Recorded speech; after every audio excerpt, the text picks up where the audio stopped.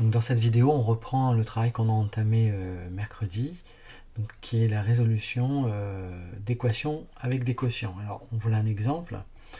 Donc, la première chose qu'on doit faire ici, je vous rappelle, ce qu'on ne peut pas faire quand on a un quotient, c'est une division par 0. Donc, notre première préoccupation, ça va être la recherche de la valeur interdite. Donc, recherche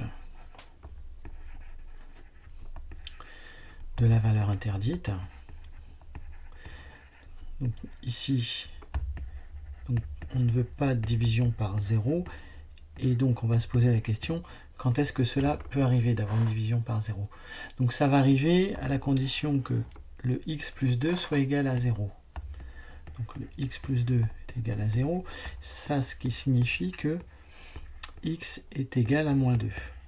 Donc, notre équation, qui est là, elle est définie pour tous les réels excepté moins 2. Donc, on écrit l'équation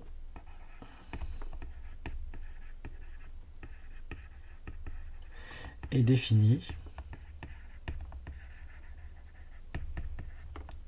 sur R, donc tous les réels privés de moins 2. Donc quand on va vouloir résoudre cette équation, la première chose à laquelle on va s'intéresser, qu'on va dire, c'est déjà que x il est différent de moins 2. Donc pour x différent de moins 2, et là on va pouvoir écrire notre équation.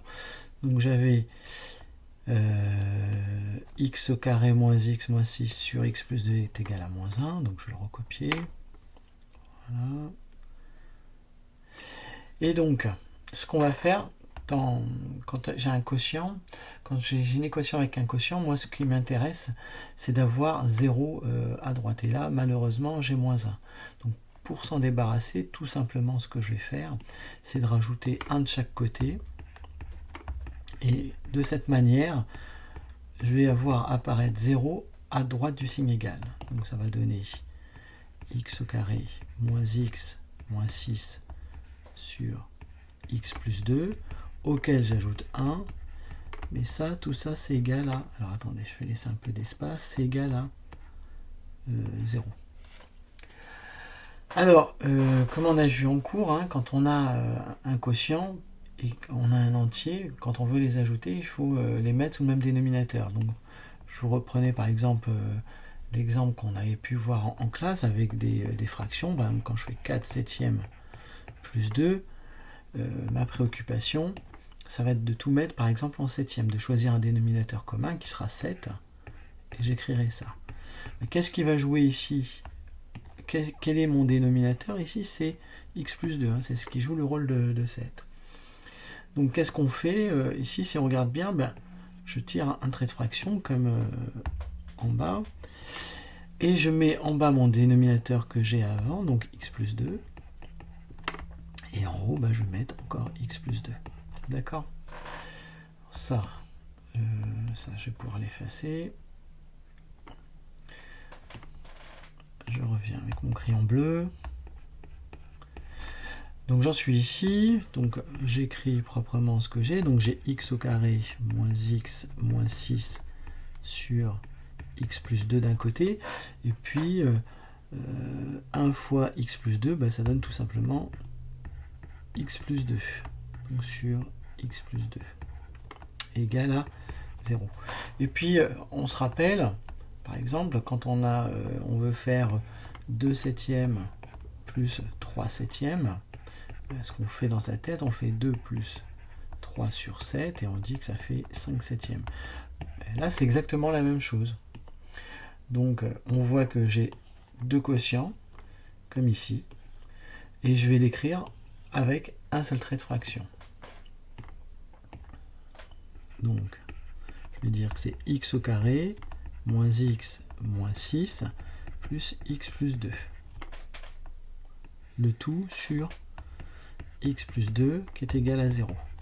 Alors il y a peut-être des petites choses qu'on va pouvoir... attendez, j'efface ça. Qu'on va pouvoir simplifier. J'ai x et moins x qui se simplifient, si je regarde bien. Et puis j'ai moins 6 plus 2 qui donne moins 4. Donc ça donne x au carré moins 4 sur x plus 2 égale à 0. Alors, on a expliqué plusieurs fois, alors c'est ce qu'on avait dit avant, c'était notre règle, je vais la réécrire ici. Lorsqu'un j'ai un quotient qui est nul, comme ici, ça implique deux choses. Déjà que le dénominateur ici, il doit être différent de 0, c'est ce qu'on a recherché en faisant la valeur interdite, et puis le numérateur qui est égal à 0, et j'avais écrit les choses de cette manière-là, et je vous dis, c'est important de le retenir. Alors, ici on va dire, si mon quotient est nul, ça veut dire que mon numérateur est nul. Et ça, j'ai le droit de le dire, parce que le dénominateur est différent de 0. Et là, je peux préciser, car x plus 2 est différent de 0, parce qu'on a pris soin, ici, si je regarde bien, de prendre x différent de moins 2, parce que ça garantit que ça soit différent de 0. D'accord? Donc voilà comment vous le rédigez. Arrivé ici, donc on a une équation beaucoup plus simple. Alors c'est pas un produit nul. Là on a deux manières de le rédiger. On va le faire parce que c'est une manière qui, même si c'est pas toujours la plus simple, mais qui marche bien, c'est utiliser une identité remarquable pour factoriser. Et donc ici, l'identité remarquable que l'on utilise ici, donc rappel, c'est a carré moins b carré qui se factorise en a moins b facteur de a plus b. Et donc ici on aurait alors pas tout à fait, pas encore, parce que j'ai pas écrit, je vois bien apparaître disons que je vois bien apparaître mon a carré, mais je vois pas encore apparaître mon b carré. Donc vous voyez qu'il va falloir faire une petite transformation. J'aurais dû laisser une ligne, voilà,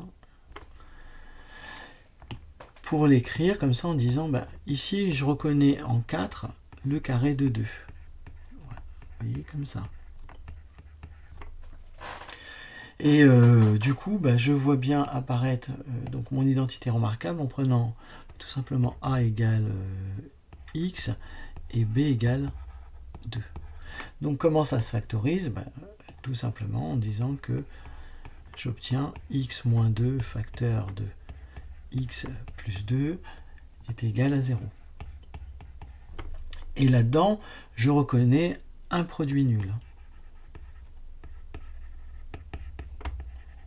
Et puis j'applique la petite règle, un produit de facteurs est nul si et seulement si l'un des facteurs est nul. Ce que je peux écrire aussi, a fois b vaut 0 si et seulement si a vaut 0 ou b vaut 0. Et dans ce cas, ça signifie que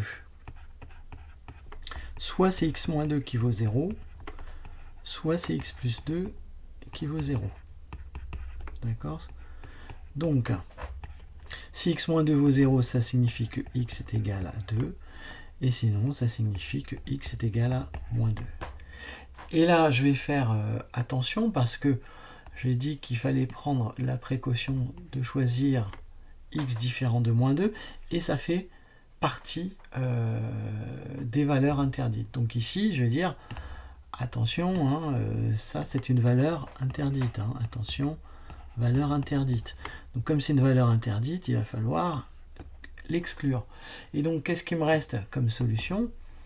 Il me reste uniquement la solution égale à 2. Donc mon ensemble de solutions, c'est juste le nombre 2. Et puis, j'oublie pas de surligner un petit peu ce que j'ai trouvé. Donc voilà pour cette équation.